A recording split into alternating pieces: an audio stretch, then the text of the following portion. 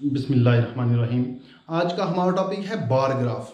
इससे पहले हम लाइन ग्राफ को पढ़ चुके हैं, फिर इसी तरह ग्राफ की डेफिनेशन को जान चुके हैं। आज हम जानने की कोशिश करेंगे कि बार ग्राफ क्या चीज़ है। जो वर्ड बार है इसका मतलब है सलाख, डंडी, यानी ऐसा ग्राफ जिसमें हम डेटा को बार की शक्ल में रिप्रेजेंट करते हैं और उसको कहा जाता है बार ग्राफ। इसकी एग्जांपल देखते हैं। कंट्री में जो लिटरेसी रेट है, लिटरेसी रेट का मुवाजना हम ईयर वाइज करते हैं,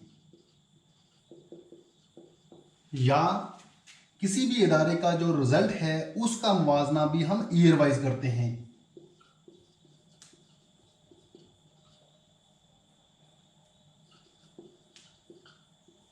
या फिर अपने कारोबार का मुवाजना हम ईयर वाइज करते हैं कि मैंने 2015 में मेरी अर्निंग इतनी हुई, 2015 में इतनी हुई, 2016 में इतनी हुई।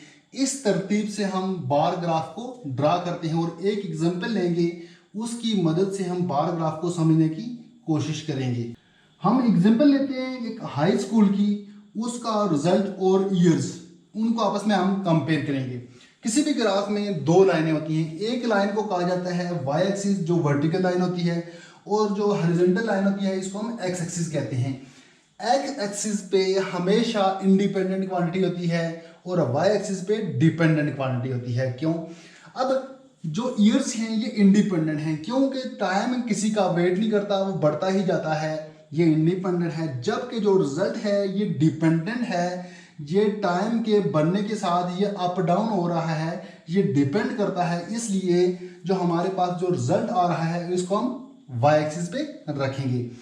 अब हमारे पास जो रिजल्ट है वो 60 से लेके 100 तक जा रहा है, मैक्सिमम 100 और मिनिमम 60। यहाँ हमने 50% भी लिख दिया, चलो 50%, 60%, 70%, 80%, 90% और 100%, ये हमने वाई एक्सिस पे पॉइंट लगा दिए। इसी तरह जो ईयर्स हैं, ईयर्स को हमने एक्स एक्सिस जो हॉरिजॉन्टल लाइन है उसको उस पे हमने ड्रा कर दिया। 2015, 2016, 2017, 18, 19 एंड 20। अब जो 2015 है, 2015 में हमारा जो रिजल्ट आया वो आया 60%। अब 60% के बराबर जाएंगे यहाँ 2015 के बराबर ऊपर, ये आ गया हमारे पास बार, ये बार हमारा यहाँ तक पहुँचा 60 तक, इसका मतलब है ये आ गया 60%। और 2016 में जो रिजल्ट आया वो आया 70%। 70 के बराबर जाएंगे हम इधर और ये आ गया हमारे पास 70%। इसी तरह 2017 में हमारा जो रिजल्ट आया वो आया 2017 में भी 60%। अब ये 60% के बराबर जाएंगे हम 2017 में 60% वापस नीचे चला गया। फिर 2018 में 90% चला गया। 2018 में 90 के बराबर जाएंगे हम, 90 के बराबर यहाँ आ रहा है, और सॉरी 2018 ये आ गया हमारे पास 90% 2018 का रिजल्ट। इसी तरह अब 2019 में हमारे पास जो रिजल्ट आया वो है 100%। 100 के बराबर हम जाएंगे यहाँ, तो ये आ गया ग्राफ 100% 2019 का। फिर 2020 में जो रिजल्ट आया वो फिर डाउन हो गया, वो 90 पे चला गया। 2020 में हम फिर 90 के बराबर जाएंगे, ये आ गया हमारे पास 90%। अब इस ग्राफ को एक नज़र देखने के बाद ही हमें पता चल जाता है कि हमारे जो स्कूल है, हमारे स्कूल का रिजल्ट कैसा रहा है।